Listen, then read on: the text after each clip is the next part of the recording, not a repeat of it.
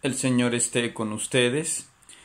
Entramos a uno de los campos más interesantes y a la vez más complejos de nuestra antropología, y es el mundo cananeo. El mundo cananeo, que podemos mirarlo desde las listas que están en Génesis 10, donde detalla las naciones que descienden de Canaán, pero también hay otras listas que llegan incluso hasta Primera de Reyes 9:20, donde dice que Salomón le impuso tributo a los cananeos sobrevivientes y habla de amorreos, hititas, pericitas, givitas y jebuseos, siguiendo el orden de Éxodo 23:23 y de Éxodo 33:2 y de Éxodo 34:11.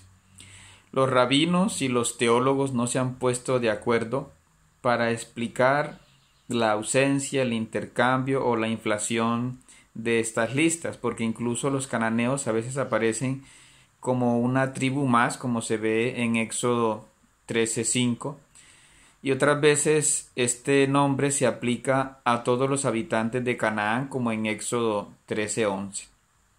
Hay un rabino, Eliyah Mizrahi, que llama a estas listas la supernación, porque incorpora numerosos pueblos.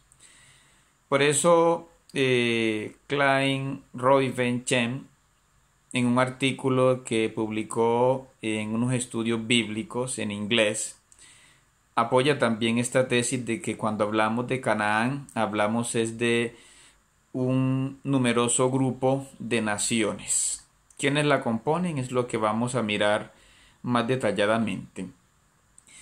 Hay 28 listas diferentes de naciones cananeas. Incluso en dos de ellas hay una lista de 12 naciones, como mencionábamos en Génesis 10 del 15 al 18.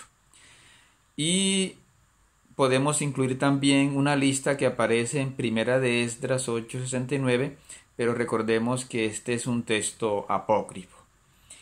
Esto ha sido un tema muy complejo porque incluso arqueólogos como Jonathan Tubb aseguran que los amonitas, los moabitas y los mismos israelitas eran étnicamente cananeos, es decir, pueblos semitas.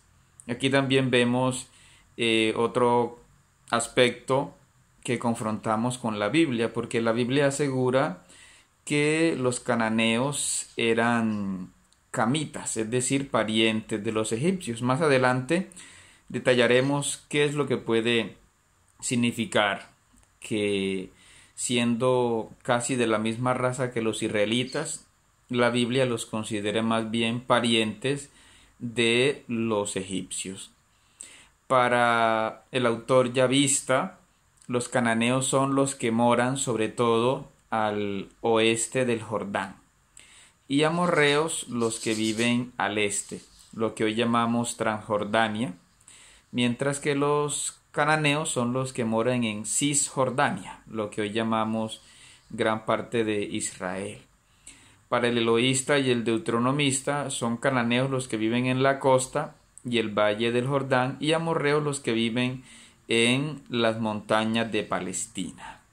Ya detallaremos un poco esa lista que podemos ver en este mapa que hemos elaborado, donde vemos en rojo los lugares geográficos como Edom, Moab, Negev, Cefela, Filistea, Amón, Galaad, el valle del Sharón, las montañas de Basán, Fenicia, y otros lugares que ya de pronto son más conocidos, ¿no? Como es Galilea, Samaria y Judá. Entonces, para unos los cananeos son los que viven en esta parte, Cisjordania, y amorreos los que viven en Transjordania. Pero para otros, cananeos son los que están acá en la costa y son amorreos los que están en estas colinas.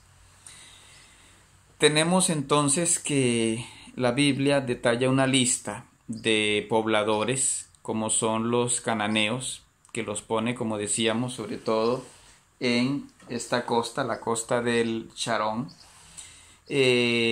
ponen a los amorreos, sobre todo acá en lo que llamamos Basán, y en Galaad, como mencionan por ejemplo al rey Og de Basán y a Sihón. En fin, nos hablan también de los gibitas o gabaonitas que moran en esta parte, sobre todo cerca de Betel. Más adelante los mencionaremos porque parecen un pueblo que viene de los hurritas, que ya en otro video hemos explicado. Habla de los girgasitas, que parecen ser unos pobladores de una región cercana a Fenicia, pero son muy difíciles de identificar. También nos hablan de los pereceos o pericitas, que son ubicados en montañas de Efraín y Manasés, y parecen significar habitantes de las villas, pero son bastante difíciles de identificar. Esto nos dice de inmediato que los cananeos no eran un pueblo homogéneo, sino que un pueblo muy distinto, que se caracterizaba por tener carros de guerra, por vivir en ciudades-estado más que en tribus, que usaban sobre todo el arco para la guerra en carros o en infantería, y por eso los israelitas al principio no usaban carros de guerra como se ve en los libros de los jueces, sino que después empezaron sobre todo desde época de David, cuando ya tenían un poco más de poder. Además, la Biblia nos dice que los israelitas moraban sobre todo en las montañas y no en la zona llana, en las zonas más fértiles. Por lo tanto, en las montañas es más difícil andar en carros que en la zona llana. Entonces hay una diversidad de listas que son difíciles de ponernos de acuerdo. ¿Qué significa la palabra cananeo? En acadio la palabra kinahju significa rojo púrpura. Y ya desde el 1800 a.C. en las cartas de Mari es una ciudad de Mesopotamia, aparece esta voz, y también entre los hurritas se llama kinahju al color rojo púrpura o ropa teñida de azul.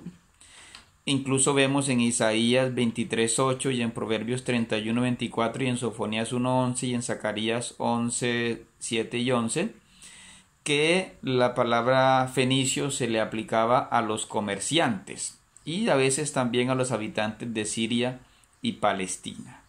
Otro testimonio es Ugarit, una ciudad en la actual Siria que llaman Hanani o cananeos a los extranjeros que comerciaban.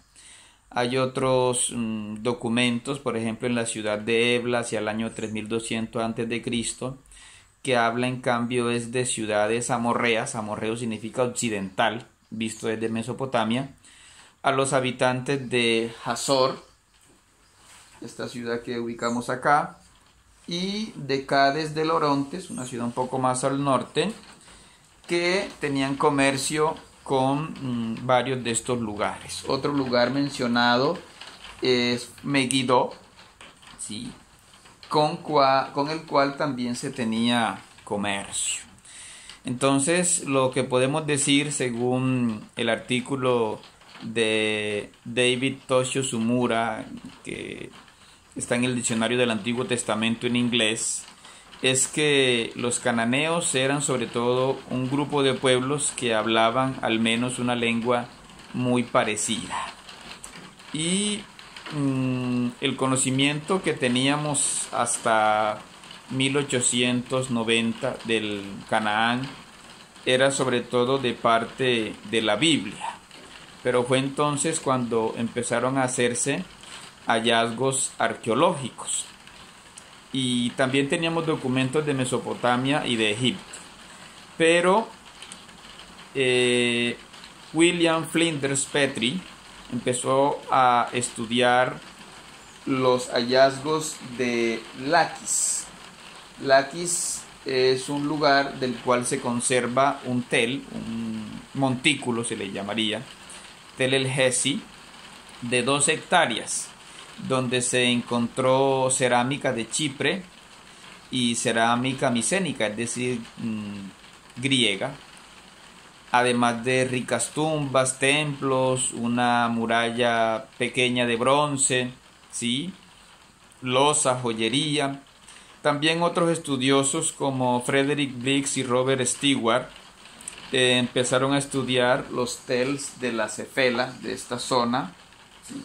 Y empezaron a encontrar también restos arqueológicos hacia 1890. También Ernst Selling empezó a estudiar Tel Anek, en el lugar, lo que queda de Taanak, un montículo que tiene 4,4 hectáreas, y allí encontró unos pilares parecidos a los que había en Fenicia, es decir, aquí había mucha influencia de la parte fenicia. Hacia 1903 Robert Stewart McAllister estudió el tel de Gezer, donde encontró cementerios con niños sacrificados, imágenes de Astarte, una diosa cananea, amuletos, emblemas fálicos, culto a Dagán, que recordemos es el dios principal de los filisteos, amuletos para los ojos, edificios con influencia egipcia, cerámica bicroma filistea, una muralla, y fue una ciudad destacada porque pudo tener unos 8.000 habitantes según los estudios de otros arqueólogos. Otro arqueólogo destacado fue Duncan Mackenzie, que estudió Bet-Semes, y en este lugar encontró pilares sagrados que al parecer fueron destruidos por el rey asirio Sennacherib, así como cámaras subterráneas, y encontró que había artículos de cocina en las tumbas. Esto lo dice sobre todo Carleton Booth en un artículo ya antiguo que se llama La religión de Canaán, que está en inglés. También hay una tesis muy interesante que hemos consultado, que es la de Coer van Beckum, donde nos habla de la coexistencia y la conquista de Israel con los cananeos. En el siguiente video seguiremos explorando qué significa este mundo cananeo para el mundo bíblico.